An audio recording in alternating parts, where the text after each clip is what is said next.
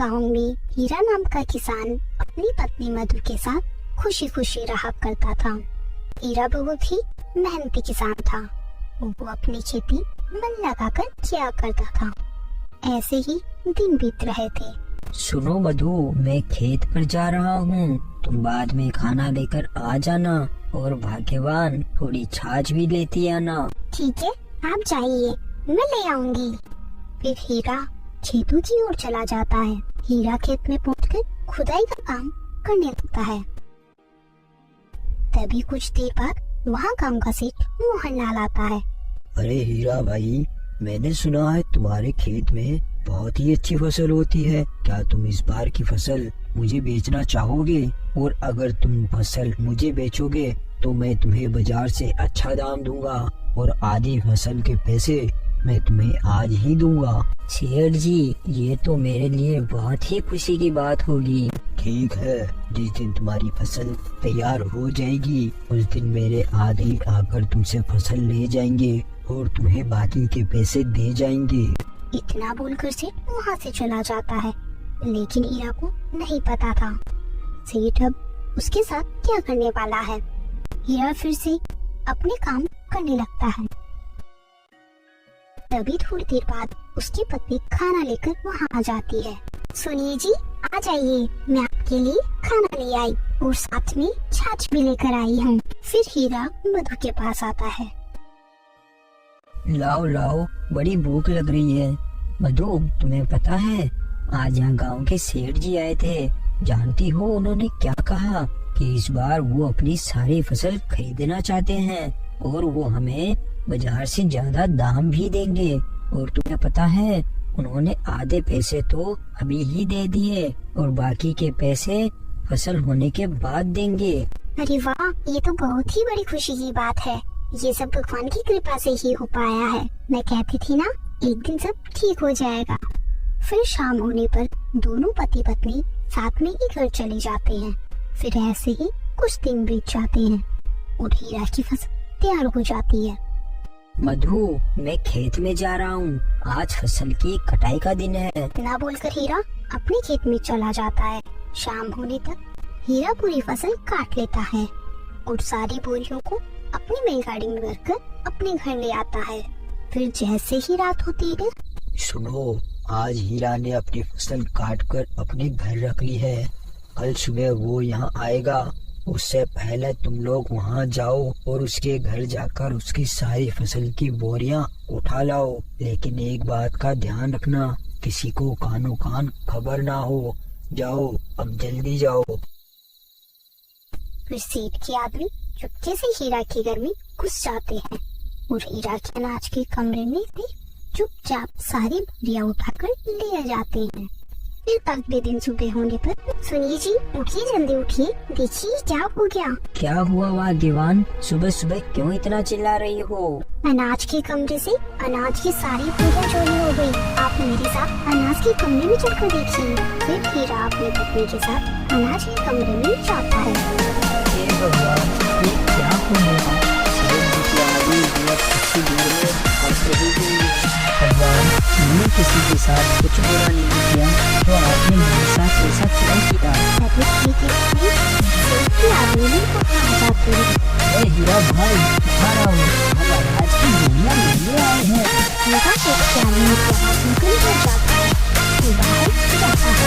अरे भाई, अनाज की बोरियां के बात किसी ने चोरी कर दी। ये क्या बोल रहे हो हीरा भाई? पर सेठ जी बहुत गुस्सा हो जाएंगे। अब गुस्सा जानती ही हो। चलो, अब तुम हमारे साथ चलो, उनको चलकर ये सारी बात तुम ही बताओ। फिर हीरा सेठ के आदमी के साथ सेठ के यहाँ जाता है। क्या हुआ हीरा, तुम सब खाली हाथ क्यों आ रहे हो?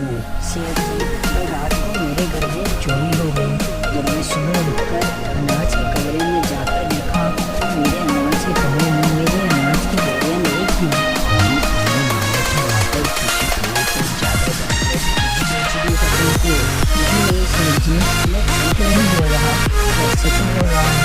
हमको इसी गाँव में साथ रखना है। भला मैं ऐसा झूठ क्यों बोलूँगा? मुझे झूठ बोलकर क्या ही हो जाएगा? मैं कितनी जल्दी झूठ बोलकर बच पाऊँगा?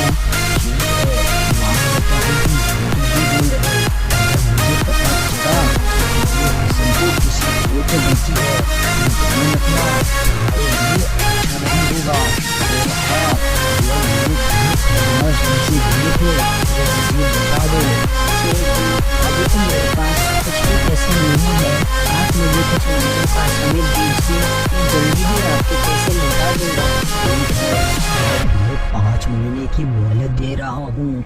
अगर 5 महीने बाद तुमने पैसे नहीं लौटाए तो ध्यान रखना, मैं तुम्हारे घर पर कब्जा कर लूंगा और तुम्हारे घर का सारा सामान बाहर फेंक दूंगा। अब जाओ, यहाँ से जाओ। फिर बेचारा हीरा दुखी होकर वहाँ से आ जाता है। ऐसे ही कुछ दिनों तक हीरा और उसकी पत्नी दोनों उदास रहे। फिर कुछ दिन बीतने के बाद जग्गू हीरा को परेशान देखकर बोलता है, अरे क्या बात है हीरा भाई, तुम इतने परेशान क्यों नजर आ रहे हो? अरे भाई जग्गू, क्या बताऊं तुम्हें, इस बार मैंने मेरे खेत में गांव के सेठ के लिए फसल उगाई थी, लेकिन मैं जिस दिन फसल काट के फसल को अपने घर लेकर गया तो उसी दिन रात को मेरे घर से सारी फसल की बोरियों की चोरी हो गई। और तुम ही बताओ, मैं सेठ का कर्ज कैसे चुकाऊं? और अगर मैं उसका कर्ज नहीं चुका पाया तो वो मुझे घर से निकाल देगा और मेरे घर पर कब्जा कर लेगा। अरे मेरे हीरा भाई, क्यों तुम इतनी चिंता कर रहे हो? तुम ऐसी चीज की खेती करो जो सदाबहार रहे और मेहनत भी कम लगे और कोई थोक का खरीदार न खरीदे, तो तुम खुद जाकर उसे लोगों तक बेच सको। अरे तो जग्गू भाई, तुम ही बताओ मैं किस चीज की खेती करूं? अरे हीरा भाई, तुम प्याज की खेती करो। प्याज की खेती में मेहनत भी कम है और उन प्याज को तुम मंडी में न बेचकर सीधा लोगों के पास जाकर बेच सकते हो। जग्गू की ये बात हीरा मान जाता है। लेकिन जग्गू भाई, अभी तो मेरे पास कुछ भी पैसे नहीं हैं जिससे मैं प्याज की खेती कर सकूं। अरे तुम चिंता मत करो, अभी तुम्हारे पास जितने भी पैसे हो तुम उनसे प्याज उगाना शुरू करो और मंडी में न बेचकर सीधा ग्राहकों को बेचो। जब तुम्हारे पास थोड़ा पैसा जमा हो जाएगा तो तुम बड़ी तादाद में खेती करना और सेठ के पैसे चुका देना। जग्गू की बात मानकर हीरा बचे हुए कुछ पैसों से ही खेती शुरू कर देता है और कुछ ही दिनों में हीरा की बहुत अच्छी प्याज की फसल हो जाती है। फिर हीरा अपने प्याज को लेकर बाजार में बेचने के लिए जाता है। तभी हीरा के खेत पर सेठ आ जाता है। मुझे लगा था ये कुछ नहीं कर पाएगा और मैं 5 महीनों बाद इसका पूरा घर हड़प लेता, लेकिन इसने तो हिम्मत ही नहीं हारी और प्याज की खेती कर डाली। लेकिन कोई बात नहीं, अब मैं इसकी फसल को जला दूंगा जिससे ये मेरे पैसे चुका नहीं पाएगा और मैं कुछ ही दिनों में इसके घर पर कब्जा कर लूंगा। लेकिन अभी वहाँ जग्गू आ जाता है। क्या हुआ सेठ जी, आप हीरा के खेतों में क्या देख रहे हो? अरे अरे जग्गू, कुछ नहीं, मैं तो बस ऐसे ही प्याज की फसल देख रहा था। चलो अब मैं घर चलता हूँ। इतना बोलकर सेठ वहाँ से चला जाता है। ये सेठ जी यहाँ क्या कर रहे थे? जरूर दाल में कुछ ना कुछ काला है। और उधर हीरा घूम घूम कर अपने सारे प्याज बेच देता है। फिर शाम होने पर अरे जग्गू भाई, वाकई तुम्हारे इस आइडिया ने तो कमाल ही कर दिया। आज मैंने सारे प्याज बेच दिए और उनसे मुझे ऐसा पैसा मिला कि मैं कुछ ही दिनों में सेठ का सारा कर्ज चुका दूंगा। अरे वाह हीरा, ये तो बहुत खुशी की बात है, लेकिन अब तुम्हें और बड़ा काम करना होगा जिससे तुम सेठ के पैसे जल्दी लौटा पाओ। हाँ हाँ जग्गू भाई, बताओ क्या करना है? अब तुम बड़ी तादाद में प्याज की खेती करो और प्याज को मंडी में भी बेचना चालू कर दो और जो प्याज तुम्हारे पास बच जाए उनसे तुम प्याज की कचौरी बनाकर बेचना। जग्गू की ये बात हीरा को बहुत ही पसंद आती है और हीरा ऐसा ही करता है, अपने प्याज को मंडी में बेच देता है और बचे हुए प्याज से कचौरी बनाकर बेचना चालू कर देता है। इस तरह हीरा ने कुछ ही दिनों में सेठ के सारे पैसे चुका दिए और अब वो भी ऐसे ही गांव का एक बड़ा सेठ बन जाता है। तो दोस्तों, हमें इस कहानी से यही सीख मिलती है, अगर हमारे अच्छे दोस्त हो तो वह हमें आसमान की ऊंचाई तक पहुंचा सकते हैं।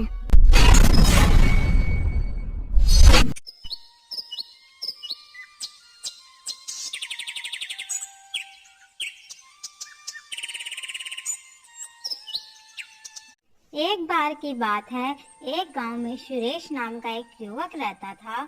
वह बहुत ही गरीब था, लेकिन वह बहुत ही बुद्धिमान तथा पढ़ा लिखा था। वह एक दिन चाय वाले की दुकान पर न्यूज़पेपर पढ़ रहा था। तभी उसने देखा कि न्यूज़पेपर में एक जॉब निकली है, तो वह उसे पढ़कर बहुत खुश हो जाता है। लेकिन नौकरी पाने के लिए उसे शहर इंटरव्यू देने जाना पड़ता, जिसके लिए उसके पास पैसे नहीं थे।